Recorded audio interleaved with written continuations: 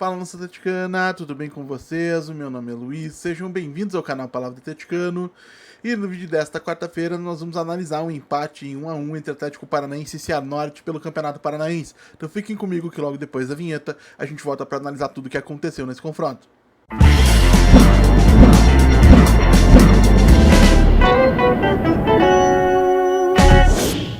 Então vamos lá para falar de Atlético Paranaense 1, Cianorte 1, partida que teve início às 20 horas de ontem, terça-feira, dia 28 de janeiro de 2025, na Liga Arena em Curitiba, e válida pela sexta rodada do Campeonato Paranaense. E para quem não recebeu no seu feed a minha postagem de ontem, e estranhou a minha ausência ontem depois do jogo, eu tava com muita dor de cabeça, cheguei a tomar um remédio forte e aguardar para ver se amenizava para poder gravar o pós-jogo, mas infelizmente não diminuiu aí num curto espaço de tempo, então eu acabei deixando para gravar hoje pela manhã, e por esse motivo é que esse pós-jogo vai ao ar provavelmente aí por volta de meio-dia e meia desta quarta-feira. E para falar de Atlético Paranaense e Cianorte, a gente não pode deixar de comentar, em primeiro lugar, as modificações na escalação, porque mudou tudo, inclusive o modo de jogo, a formação tática, né? O Atlético abandona, entre aspas, aquele 4-3-3 mais ortodoxo do Maurício Barbieri nas primeiras partidas do Campeonato Paranaense, por conta das suspensões resultantes das confusões ocorridas no último Atletiba, e passa para um 3-4-3 com três zagueiros aí de ofício, sendo eles o Matheus Felipe, o Lucas Beleze e o Matheus Gamarra, finalmente titular nessa temporada de 2025. Mais à frente a gente teve Dudu, Raul e Bruno Zapelli no meio de campo, contando com aproximações aí eventuais ou constantes, na realidade, do João Cruz aí em apoio para que eles não ficassem em inferioridade numérica em relação aos marcadores, com o Leonardo Derek em um primeiro momento pelo lado esquerdo como ala. Mais à frente a gente teve, além do João Cruz, que recuava para ajudar o meio de campo, o Luiz Fernando e o centroavante argentino Lucas Diório. E no primeiro tempo, gente, conforme se esperava, até pela diferença de qualidade técnica entre os elencos, o Atlético foi muito dominante em termos de posse de bola. Criou oportunidades, manteve a maior parte da posse, conseguiu ter fluidez na circulação da bola em diversos momentos, principalmente por conta da presença de Bruno Zapelli, o camisa 10 argentino, tem sido o destaque maior aí do Atlético Paranaense nas últimas partidas, sendo extremamente influente no meio de campo, facilitando a fluidez na circulação da bola pelo campo, né, encontrando soluções para cada jogada, aparecendo na área para finalizar, colocando os companheiros em condições de finalizar. Realmente ontem, assim como aconteceu também em outros momentos aí ao longo de 2025, mas uma excelente partida do Bruno Zapelli, um jogador que eu torço muito para que o Atlético consiga manter ao longo de toda a temporada, porque sendo assim, o Atlético ganha muito em termos de criatividade. Um Atlético que vai ter muita dificuldade na Série B por ser a maior equipe da competição, maior orçamento, maior folha salarial provavelmente.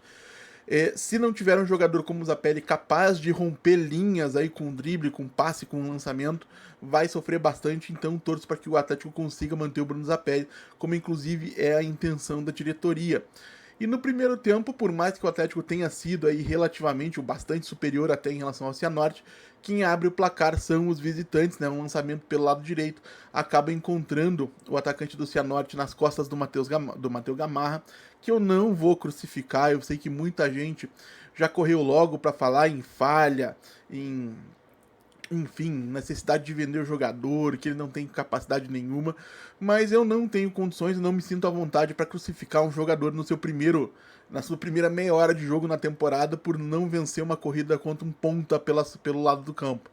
Não, o Matheus Gamarra realmente acabou superado em velocidade, questão até de ritmo de jogo, como eu mencionei. O cruzamento encontraria o atacante do Cianorte no inteiro da área, o Lucas Beleze tenta fazer o desvio, mas acaba jogando contra a meta defendida pelo goleiro Matheus Soares. E por esse motivo, o Atlético inicia a partida em desvantagem, o que para você que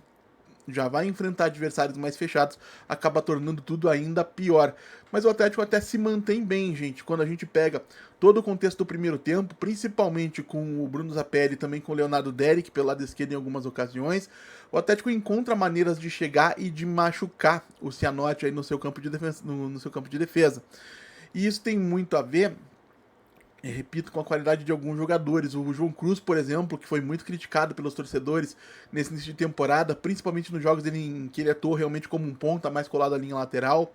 Ontem, com um pouquinho mais de liberdade para se aproximar pelo meio, eu senti o João Cruz um pouquinho mais à vontade, um pouquinho mais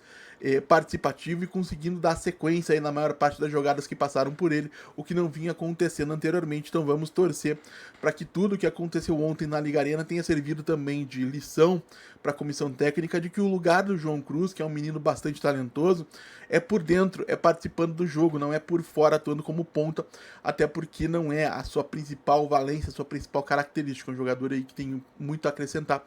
em outros sentidos. E falando em ter coisas para acrescentar, ou nesse caso especificamente em não ter coisas para acrescentar, quem tem muito pouco para acrescentar é o centroavante argentino Lucas Diori, que mais uma vez recebeu aí perto de uma dezena de oportunidades para marcar. Se o Atlético tivesse um centroavante minimamente competente com a bola nos pés, teria vencido o Cianorte ontem por não menos que 3 ou 4 gols de vantagem, tá? Agora, como se tem Lucas Diório, que é um centroavante, repito, extremamente limitado, sei que algumas pessoas chegaram a se iludir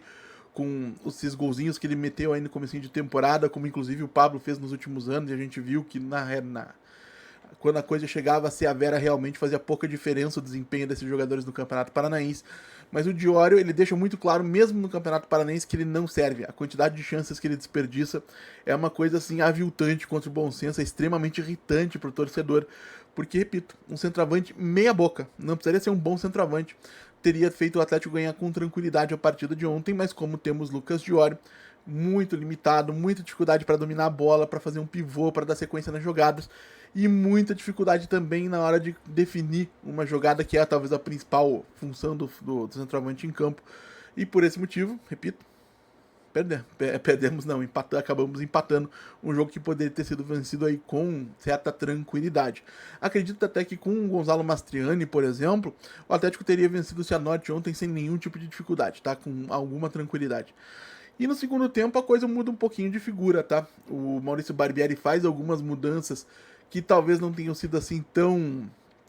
inspiradas, digamos, acaba em certo momento levando o Dudu, que não tinha feito um primeiro tempo aí muito destacado como lateral direito, para o lado esquerdo, onde ele ficou ainda mais deslocado, acaba colocando o Leonardo Derek como ponta pelo lado direito, que é uma versatilidade que ele tem, mas a gente realmente precisa ver o Léo funcionando como ala, como lateral pelo lado esquerdo, porque a tendência, pelo menos é assim que eu enxergo, dado aquilo que foi visto até esse momento na temporada, é que enquanto o Fernando cumpre suspensão por conta daquilo que aconteceu no Atletiba, né, a tendência é que o Léo tenha sequência e ele deve tomar de assalto a titularidade da lateral esquerda do Atlético. Por esse motivo eu não entendi ontem o porquê ele foi utilizado na ponta direita, né, em um determinado momento, sendo que pelo lado esquerdo ele poderia ter sido até mais útil, especialmente considerando que em dado momento do segundo tempo, o Maurício Barbieri ele coloca tanto o Allan Kardec quanto o Lucas Diori, que infelizmente ficou os 90 minutos em campo, ao mesmo tempo no gramado. E aí se você tem, por exemplo, um ponta como o Leonardo Derek, que vai da esquerda, da direita para o meio, buscando sempre o seu pé esquerdo, ele não vai fazer cruzamentos, ou não vai fazer cruzamentos da linha de fundo, que talvez sejam os mais perigosos que a gente poderia considerar. Ele vai tentar, como o Derek tentou, como o Leozinho tentou na sequência, a partir do momento em que entrou em campo, buscar o lado de dentro do gramado e encontrar alguns passes, né? E se fosse pelo lado esquerdo, ele, com a velocidade que tem, com a agressividade, com a capacidade de 1 contra 1, ele acabaria conseguindo levar a bola para a linha de fundo mais vezes e fazer cruzamentos, a meu ver, até mais perigosos. Quem merece alguns elogios é o Leozinho. Leozinho que foi muito questionado. Eu cheguei aqui no canal falar que eu tinha algumas dúvidas em relação a essa contratação, no vídeo que a gente fez de scout do jogador, mas deixei bem claro que uma coisa que ele entrou para fazer ontem, ele seria capaz de fazer, que é fumaça. É um jogador de muita agressividade no drible, né, que procura sempre esse enfrentamento de 1 contra 1, alguns diriam inclusive até demais, porque nem sempre ele decide bem as jogadas, mas ontem ele mostrou que realmente essa faceta que eu destaquei e que ele pode vir a fornecer para o Atlético ao longo da temporada, que é esse 1 contra 1, essa capacidade de drible, de tentar jogadas o tempo todo, ele realmente vai conseguir acrescentar, entrando principalmente no segundo tempo. E fiquei feliz de ver ele começando melhor do que eu imaginava. Tomara que ele consiga realmente dar um salto importante na carreira, estando aqui no Atlético, com mais estrutura, com companheiros melhores, porque o talento nunca foi uma dificuldade do Leozinho, o talento para jogar com a bola, né? Tanto é que ele foi eleito o melhor jogador do mundo de futsal, né? Melhor jogador jovem do mundo de futsal 2 vezes consecutivas, então trato com a bola ele tem, ele precisa realmente entender o futebol de campo para poder usar esse seu talento a favor da equipe. Se ele conseguir fazer isso no Atlético, vai ser muito, muito positivo. E quem eu gostaria de destacar negativamente, antes da gente falar, talvez, do assunto mais polêmico de ontem, é o Maurício Barbieri, tá? Porque são duas situações muito distintas. Eu gosto daquilo que eu vejo do Maurício Barbieri no primeiro tempo. Acho que ele encontra uma solução interessante, a equipe mostra versatilidade, mostra capacidade de ficar com a bola, mostra que realmente existem ideias por trás daquilo que acontece dentro de campo. Ao mesmo tempo, na segunda etapa, a gente vê que o Atlético tem mais dificuldade em trocar. E por mais que o banco seja limitado, e eu reconheço isso, a verdade é que algumas invenções, algumas tentativas do Barbieri têm funcionado muito pouco. O Dudu pelo lado esquerdo ontem realmente foi uma delas, né? Ele não vinha muito bem pelo lado direito, embora eu considere sim um bom jogador, mas pelo lado esquerdo ele realmente acabou completamente perdido. E o mesmo pode ser dito, por exemplo, da manutenção do Lucas Diori 90 minutos em campo, ou da manutenção do Atlético com 3 zagueiros até os últimos minutos da partida. O Atlético realmente não buscou, em nenhum momento realmente pareceu apto a buscar um resultado melhor. Se acontecesse, seria na base da insistência, na base da raça, na base do talento individual de uma série de jogadores, e infelizmente acabou não acontecendo. O Atlético termina o jogo em 1-1. E aí acontece a cena mais lamentável da noite na Liga Arena, quando o presidente Petralha, ao ser confrontado, cobrado, xingado pelos torcedores presentes no estádio, até porque é a primeira vez que ele aparece após o rebaixamento do clube, faz gestos obscenos em direção aos torcedores, e isso roda as redes sociais, né? Isso embaraça o torcedor, constrange o torcedor, isso mancha a imagem do clube e reforça aquilo que se tem de imagem do Atlético em outros lugares, acho que em certa medida realmente corresponde à realidade, de que o Atlético é um clube gerido por uma espécie de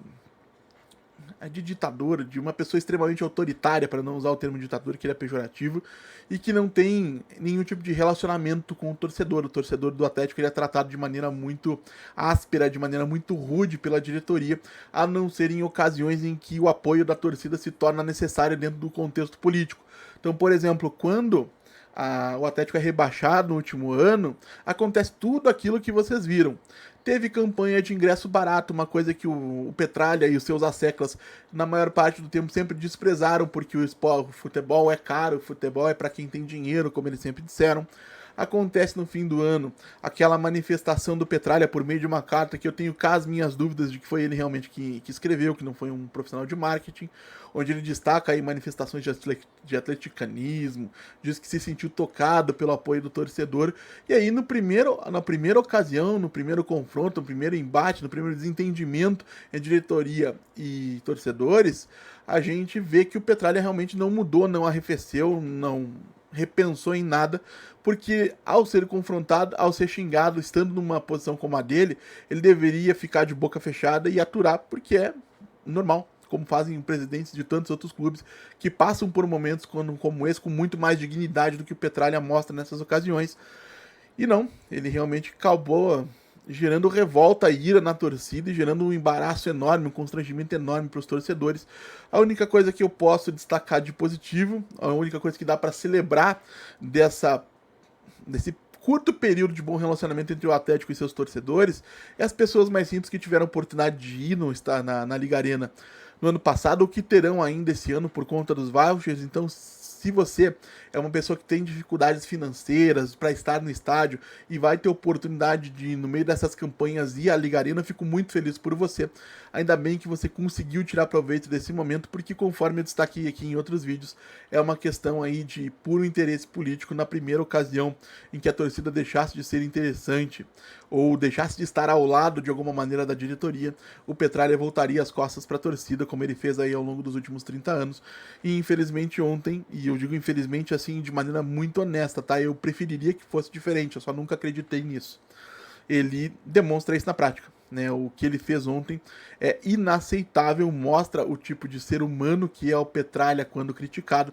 e reforça a necessidade que o Atlético passe por uma mudança. E como não há clima político, não há apoio político interno dentro do contexto do clube, do Conselho Deliberativo, para que essa mudança ocorra de imediato, a única coisa que eu peço para você, torcedor, associado, conselheiro, que assiste o canal Palavra do Atleticano, é que esses momentos não sejam esquecidos por ocasião de uma próxima eleição, que o Petralha seja afastado pelo voto popular, visto que não haverá, ou pelo menos nesse momento me parece que não, haverá força política para tirá-lo de maneira antecipada. Mas quero saber também a opinião de vocês, claro, o que vocês acharam da atuação do Atlético diante do Cianorte, o que vocês acharam da conduta do Mário Celso Petralha nas arquibancadas. Deixem aí nos comentários, como sempre digo aqui, eu leio todos. E se você está chegando agora, eu vou pedir que você deixe o seu like, se inscreva no canal Palavra do Atleticano, compartilhe conteúdo em redes sociais. A gente volta a falar do Atlético Paranaense mais tarde, nessa quarta-feira, aqui no canal Palavra do Atleticano. Muito obrigado mais uma vez pela atenção de todos e até a próxima.